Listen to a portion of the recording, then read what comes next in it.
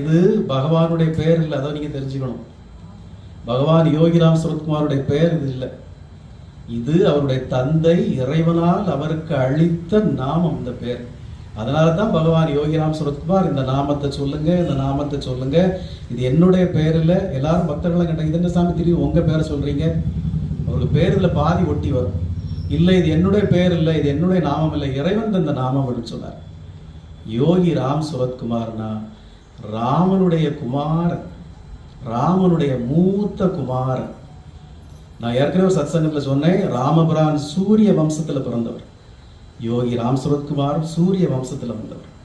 இப்ப ராம் சுரத்குமார்னா ராமபிரானின் மூத்த குமாரன் யோகி ராம் சுரத்குமார். சிவகுமார்னு என்ன பேரு? சிவனின் குமாரன். ராம் சுரத்குமார்னா ராமனுடைய மூத்த குமாரன். அப்ப அந்த நாமத்தினுடைய அர்த்தத்தை தெரிஞ்சிட்டு அந்த நாமத்தை விட